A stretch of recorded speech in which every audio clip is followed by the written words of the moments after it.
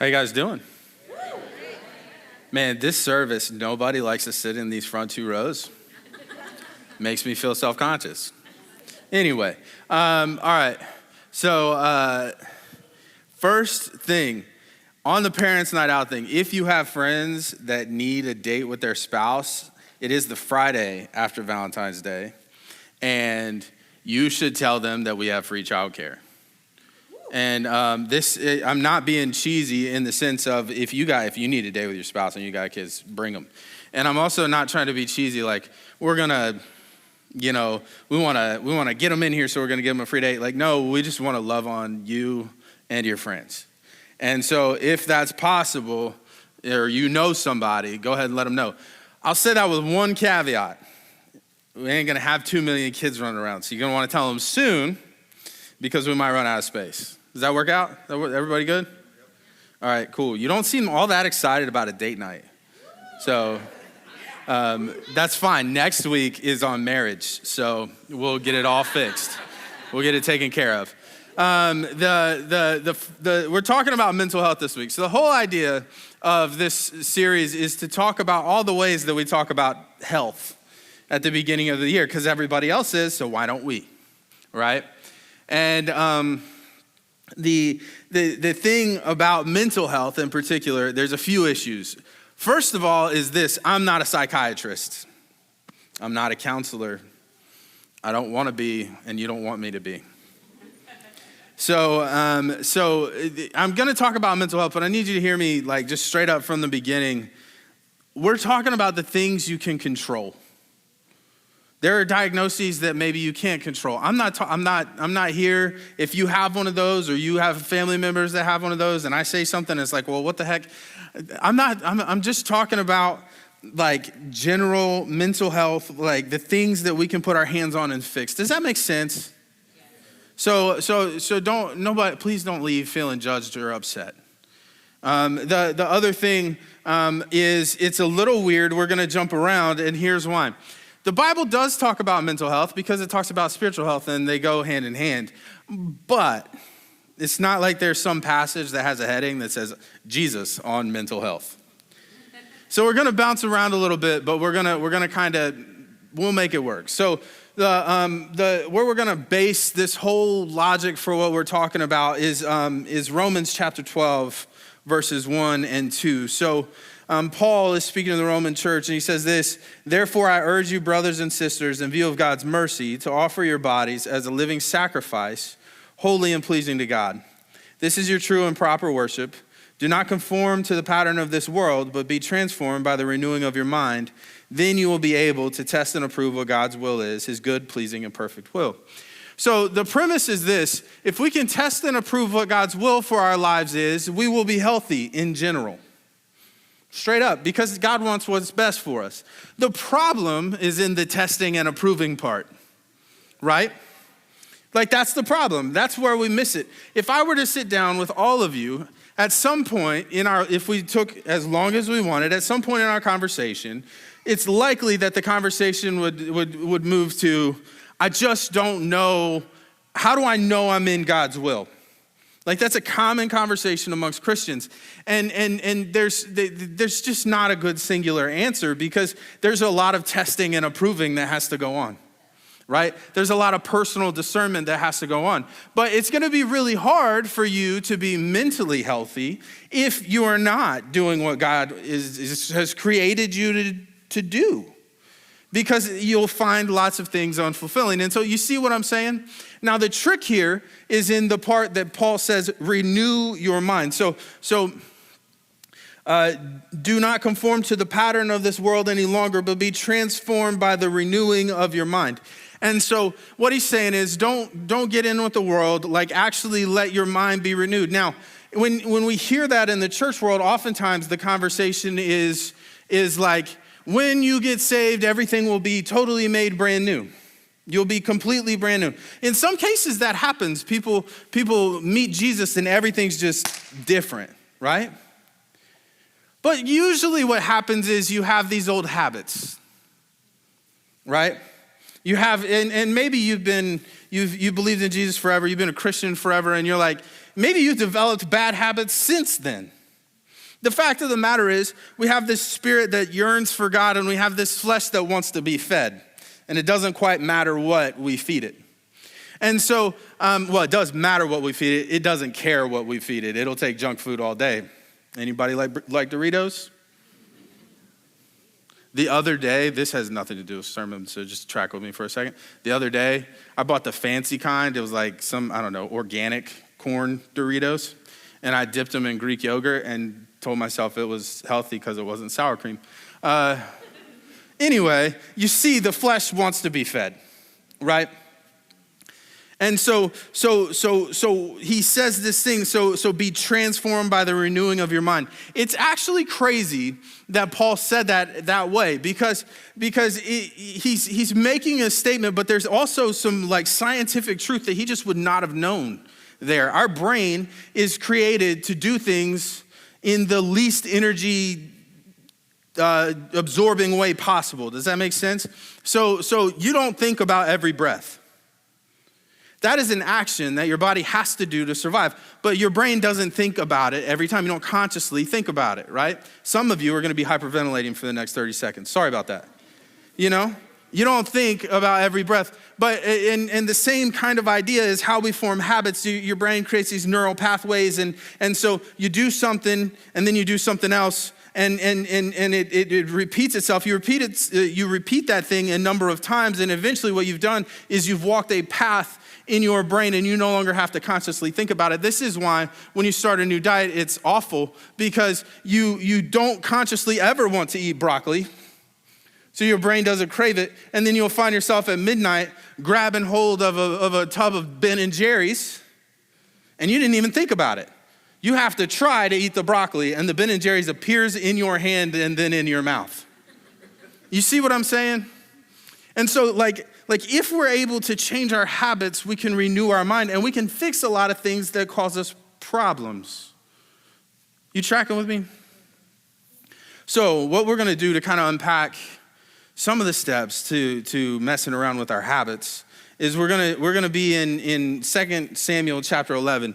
So I'm just gonna tell you the story. It's this story about this guy, King David, and then this lady Bathsheba, and he ends up having an affair with Bathsheba.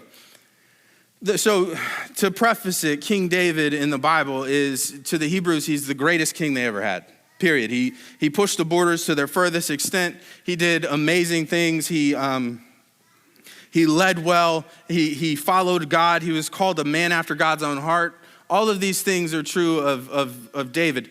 Early on in his life, he was anointed to be king. He was the youngest person in his family, and he should have never been the one chosen, but that's who God chose, right? But he's anointed to be king, selected to be king by God, but he has to wait for the current king to die. His name is Saul. It's this whole thing, and it's this whole long story, but eventually David becomes king. After he's been king for a little while, you get to 2 Samuel chapter 11, and it's war season.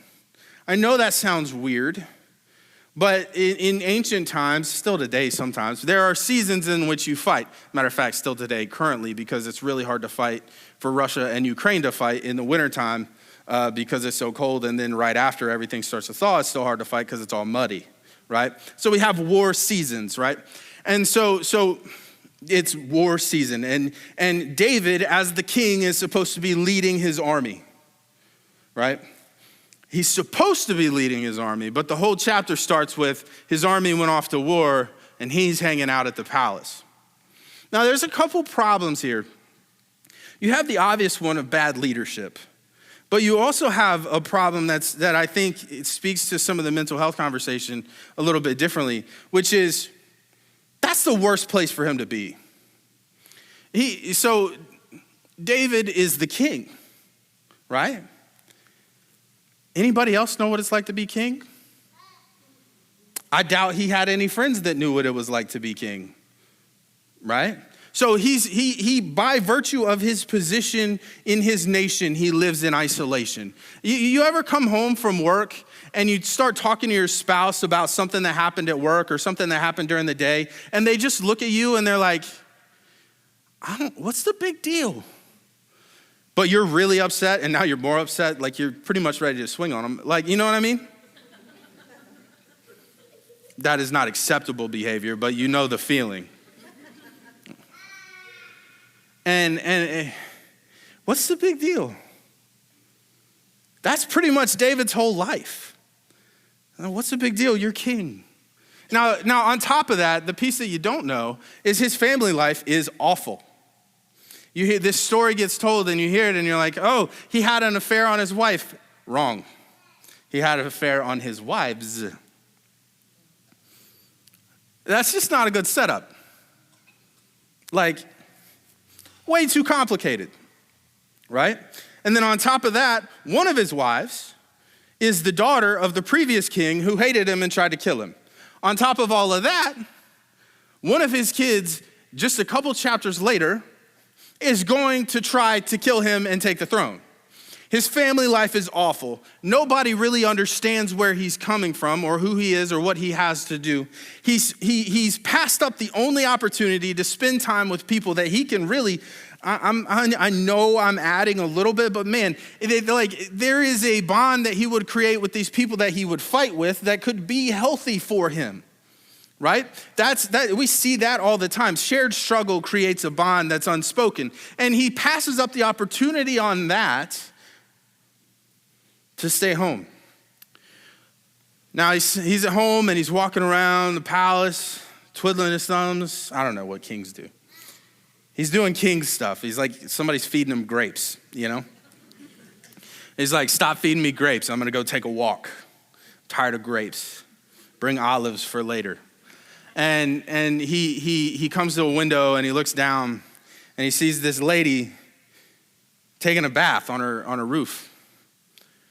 And who's that? Turns and asks, who's that? They go and figure out who she is. Her name's Bathsheba. She's the wife of Uriah the Hittite. Uriah the Hittite is one of his best warriors. He is one of the men that he should be fighting with right now. And he goes, I'd like to meet her. Now, it's not in the text, so I'm not saying that this is absolutely true. But knowing human nature and also knowing dudes, probably not the first time he saw her. Probably not the first time he walked by that window and saw her on the roof taking a bath, right?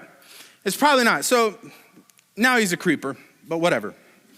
Probably not the first time he saw her, but it's not an accident that this happened when everyone else was off at war, right? And so I'd like to meet her. So she comes to the palace, and they end up having relations, right? And then he sends her home on the worst walk of shame there ever was, leaving the king's palace, right? You know, all the servants had to have known what happened. She goes home, and then a couple months later, she comes back to him and says, I'm pregnant. Uh-oh. We have a problem. So he's like, I got to figure out how to fix this. I got to cover this up. Anybody ever go to the cover up before they go to come and clean? Anyway, I'll get to that later. I gotta fix this.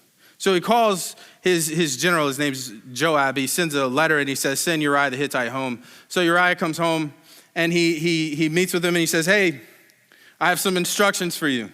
Sleep in your own bed and sleep with your wife. That's really weird to hear from your boss. But okay, Uriah says, yes, sir. And then he goes and sleeps at the foot of the footsteps of the palace with the servants. And David is like, what the heck, man? Why? So he brings him back up. Hey, dude, told you to sleep with your wife. Well, I couldn't do that. All of my brothers are off at war. And how can I find comfort in my wife and my own bed when all my brothers are off at war? Okay, cool. So then he says, well, come over for dinner. So he comes over for dinner. he gets them, they eat and he gets them drunk. And then he says, now, listen carefully. Go sleep with your wife. Falls asleep at the footstep of the palace. And David's just hands in the air. What? Right? Okay. So then he sends a letter back to the army with Uriah, and the letter gives instructions on how to kill him. And the basic idea is that they would charge with the best unit would charge the walls, and then everyone else would pull back, but Uriah wouldn't, and he would be killed by the enemy. And nobody would know the difference. It's just a casualty of war, whatever. And so he sends this letter to Joab. Joab does it, and Uriah dies. And then David takes Bathsheba into his house to add to his collection of wives. And the baby ends up passing away. Now, I'm not suggesting that we can find a good example in David, but I do think that there are some things in there that might be helpful. The first one is this: we cannot exist in isolation. Right? Like, we cannot exist in isolation. Don't live in isolation. I think one of the biggest issues in our world today is there's just so many ways to be isolated and not know it. Like, first of all, let's just start with the fact that civilization is just different now than it used to be.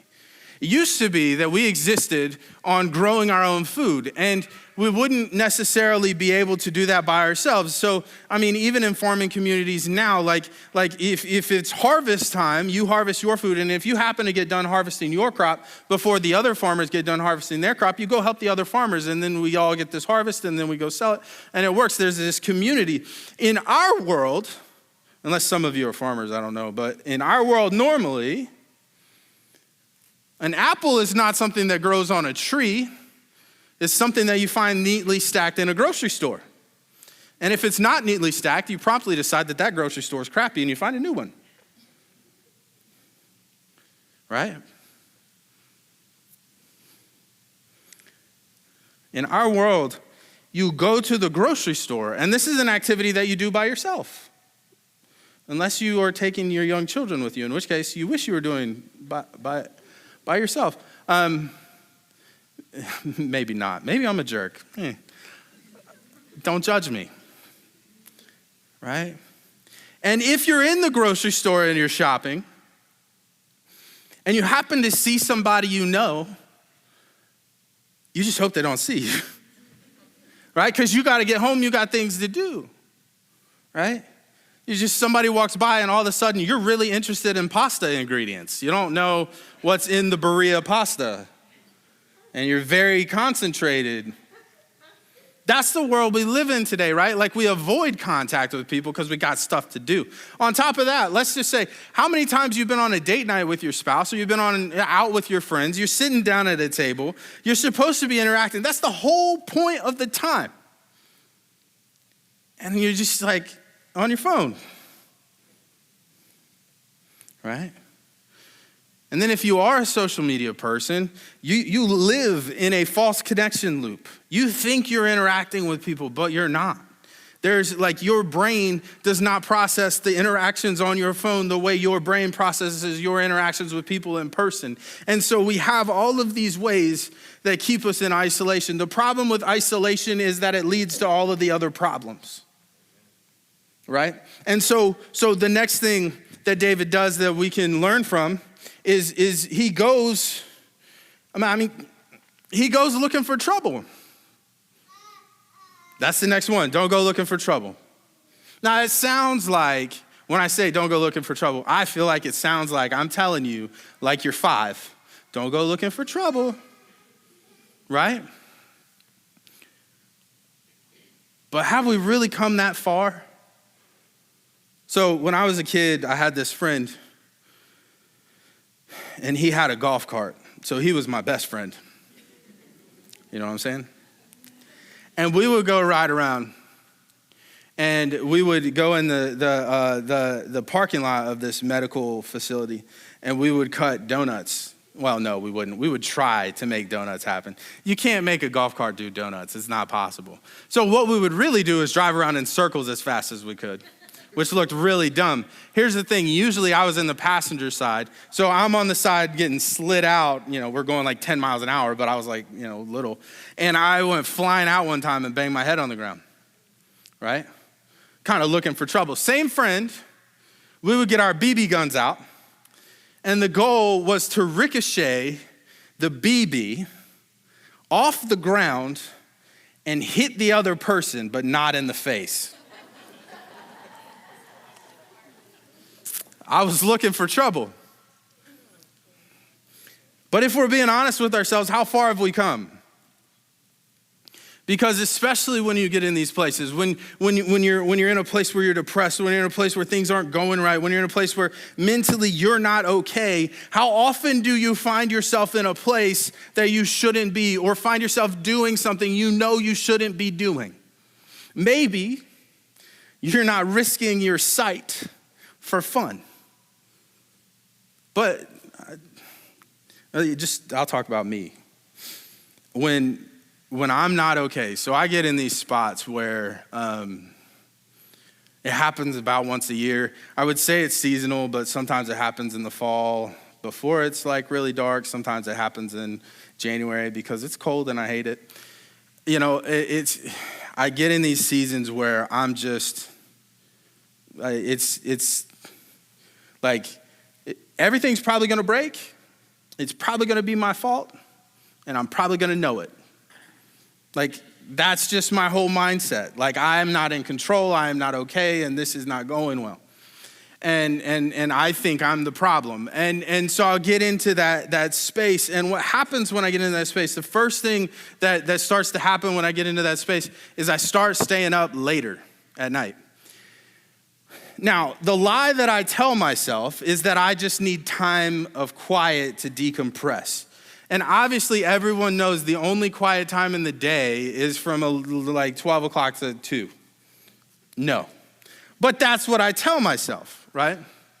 And so I start doing that. And then the next thing you know, it's compounding because I'm doing that and I'm all messed up and I'm just not. But then my children don't respect the fact that I was up late. So they wake up whenever they want and act like I'm supposed to pay attention. I should be paying attention, which then adds to the problem, right?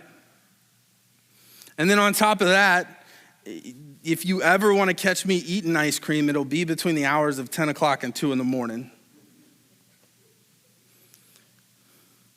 Next thing I know, this I need time to decompress has turned into fruitless hours of watching YouTube videos that nobody cares about.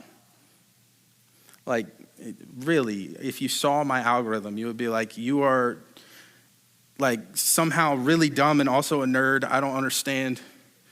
And then I'm exhausted because I'm getting 4 hours of sleep. I feel like a bad parent because I'm grumpy with my kids in the morning. I know that I'm gonna make this cascading list of issues when I get into that place, and yet I still do it. So how far have I really come, right? Don't go looking for trouble. The next thing he does is he compounds his problems by trying to hide them, right? This one sounds nefarious because of the way that the story went. But if we break it down to normal life, it's really not, I'm not trying to say that like you did something really dumb and now you got to kill somebody. Right? Everybody hears that? Please? What I'm saying is we do this in ways that are stupid, and sometimes it's innocent, and then sometimes it's not. So I'll give you an innocent one. Like, look, my dog, we have that fake wood floor in our house. He won't pee on it because dogs are weird. If I was a dog, I'd pee anywhere. But he won't pee on it because dogs are weird. And so he will only pee on carpet. If I leave my bedroom door open, and I'm the only one in my family that, like, Amanda never forgets to close the door. If I leave the bedroom door open, he will walk into my bedroom, walk through my bathroom and into my closet and pee in my closet on the carpet. And so if I get home before Amanda and I realize I left the bedroom door open, I'm rolling the dice, y'all. I'm grabbing that carpet cleaner. I'm cleaning as fast as I can. And I'm like, please let her be 20 minutes late so the carpet's dry. Right? She knows every time because she has a bionic nose right now because she's pregnant. She smells it from the front door. But anyway, that's whatever. Did you leave the door open? Yeah. Did he pee on the carpet? Yeah, sorry. That's whatever, right? But then there's the one that, there's a lot of other ways that this can go, but there's the one that we all know, which is the most common interaction of your day. How are you doing? How are you doing? How are you guys? Could be better. I got one honest answer. Right? But that's what we do. We walk around. Now, I'm not suggesting that you walk into the grocery store, somebody sees you, and then they go, how are you doing? And you go, well, I'm glad you asked. Like, that might be a little bit inconsiderate, especially with somebody you haven't seen for like a decade. You know what I mean? Like, dude, I was just being nice. What I'm saying, though, is we lie. We cover up our problems. How are you doing? There are people in your life that care about you, that when they ask that question, they mean it. You know the difference. You know there are people that ask it, and they don't care what your answer is. Just please only say good. And then there are people that do care, and how are you? But still we say, I'm fine, I'm okay, I'm good, I'll get it together. It'll be okay, I think, it'll be fine, I don't know, yeah, I'm good. Right? And we do the thing, and we just keep the cycle going. We just keep the cycle going. We just cover up our problems and hope it'll get better. Don't compound your problems by covering them up. Know your people. Use your people. Talk to your people, right? Then the last thing is the deadly mistake. This is the one that I fear the most. He allowed his mistakes to change his character.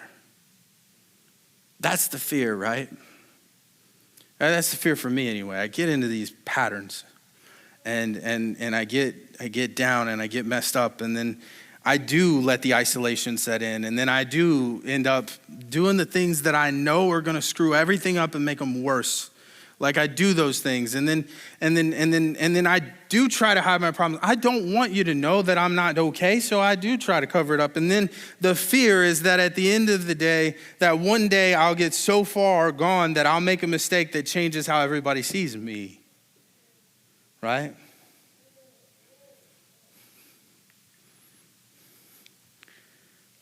And so, if we want to fix this stuff, if we want to make this better, we have to avoid isolation. We have to not go looking for trouble. We have to not compound our problems, and we have to not make the mistake that changes our character. So, here's the problem with all of that. I just spent 20 minutes telling you what I'm going to disagree with for the next 10. You ready? Not going to disagree with it, but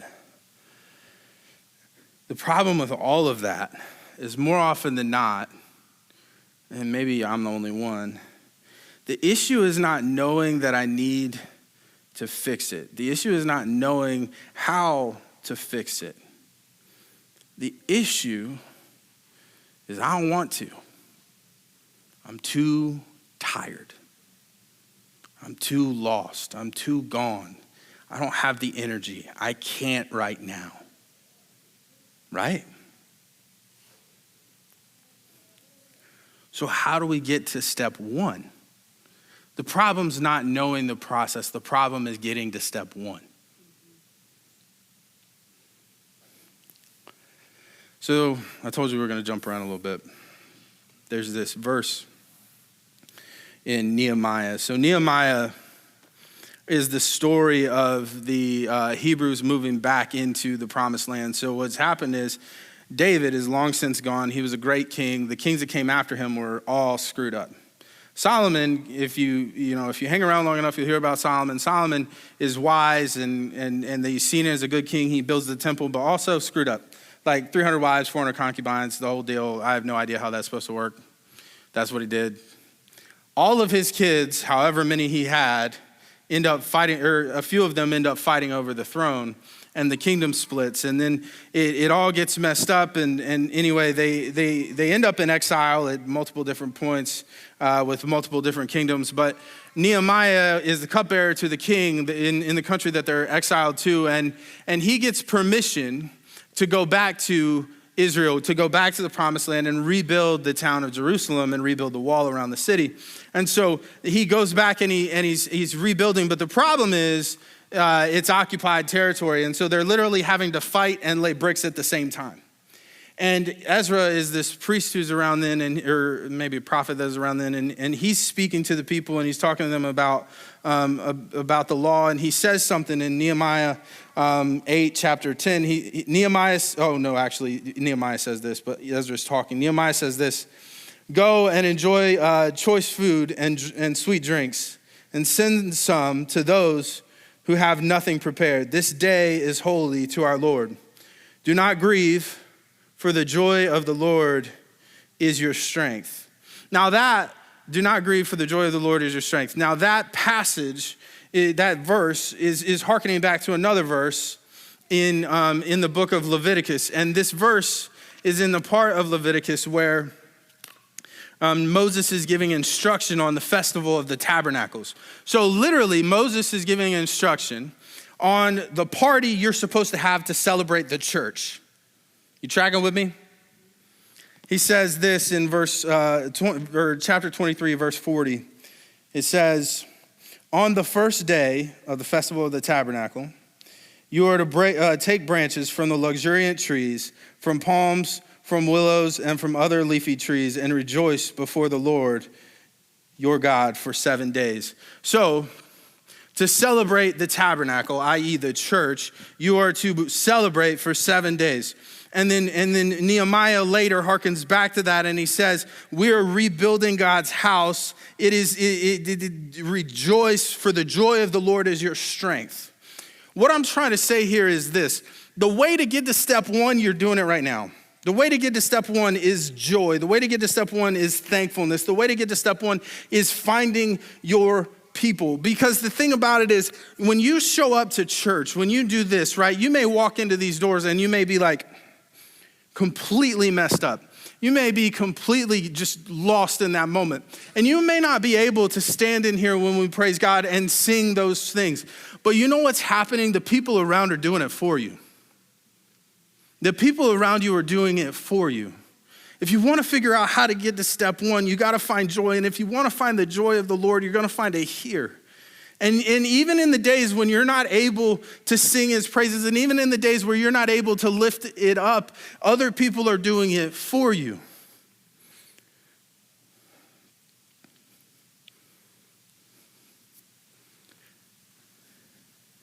The way to get to step one is to not treat his church like a grocery store. You don't come to get what you want and leave and hide from people. Amen. You come to receive what you need from people and from him.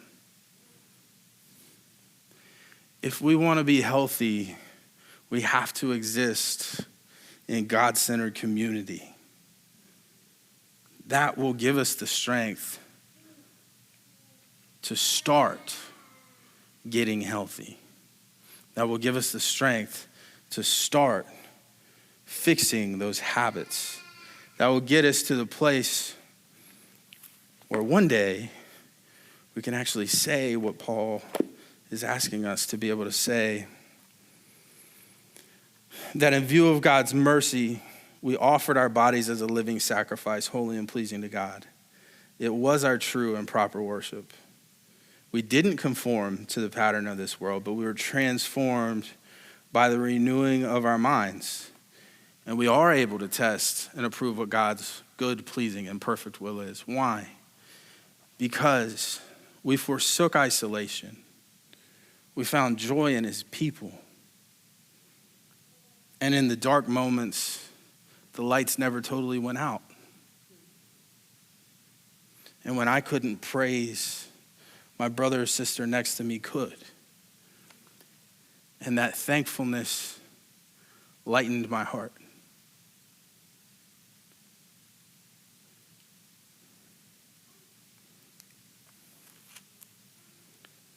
It starts. For the Christian, mental health starts here.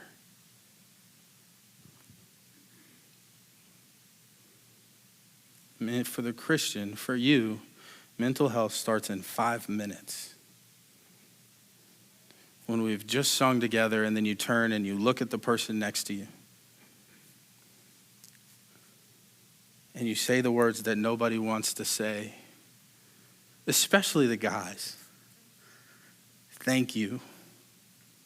I need you.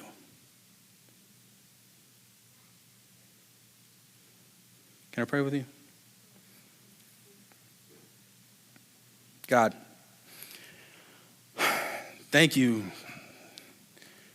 Thank you for Jesus and for the opportunity to even walk through this life with hope. God, I pray that for everybody who walks through those doors, that this would be a place of joy and that this would be a place of comfort and a place of hope and a place of love, a place of thankfulness. God, I pray that when people walk through the doors of this church, that they would be unburdened by everything that they walked in with and that they would be able to commune with you so that instead of being bogged down and brought down by everything in life, we could spend time with you and time with your people and be lifted up and be healthy and be okay and be in your presence and be better. And ultimately, God, that through that experience, through the community and through communion with you, God, that we would be able to test and approve what your will is. That we would be able to walk in your purpose for our lives all the time, not because we're awesome and not because we're smart, not because we studied really hard, but because we spent time with you and we spent time with your people. And in doing so, we found out, figured out who you are and what you want.